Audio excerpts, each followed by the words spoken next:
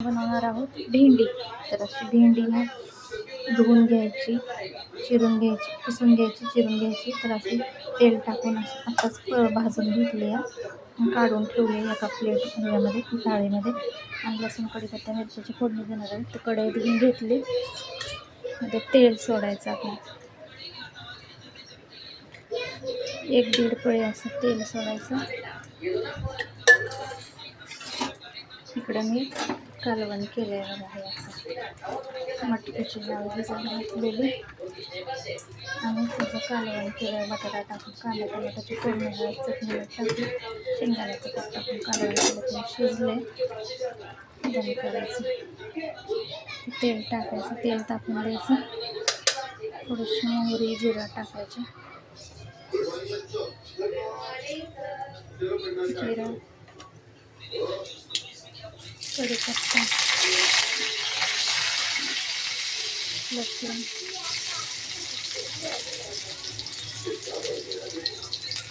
मिरची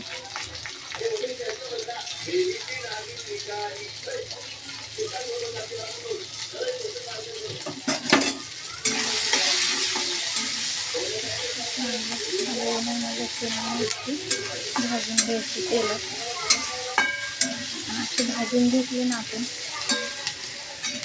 आधी अशी भेंडी भाजून घेतली ना तर चिकट अजिबात होत नाही. हा बघा, सगळा चिकटपणा निघून जातो.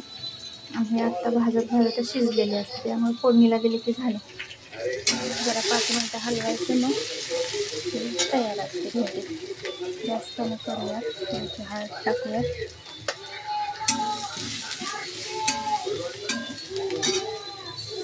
आणि भाजलेली भेंडी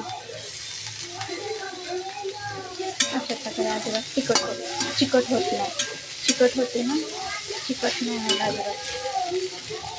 त्याला चांगले तुकडे धुवून कपड्याने पुसून घ्यावे लागते. नंतर मग चिरून घ्यावे लागते असे गोल गोल. कोणी मसाला भेंडी करता, कोणी असं करतं. अशा प्रकारे चांगले हलवून घ्यायचे. पण आधीच भाजून घेतली भेंडी, त्याच्यामुळे असं मीठ टाकायचं, असं परतायचं. परतत ती शिजून जाते. लगेचच शिजली बघा. मग अशी भाजून घेतली त्याच्यामुळे लगेच शिजली. मीठ घाललं,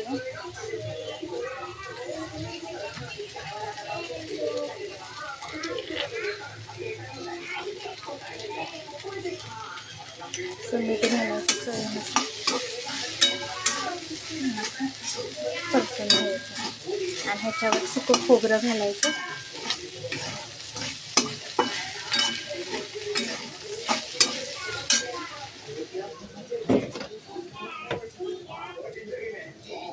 शेंगदाण्याचा कूट, सुकं खोबरं वगैरे खिसून ठेवायचं आधीच.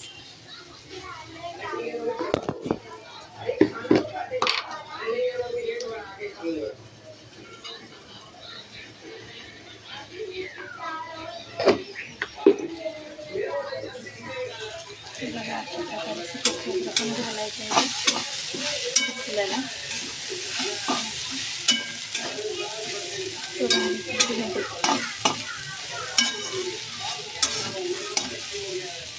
कशी वाटली तुम्हाला भेंडीची रेसिपी? बघा, थोडीशी चिकट नाही झाली, एकदम चिकट भेंडी झाली. अशा प्रकारे करून बघा भेंडी एकदा. तयार आहे भेंडी.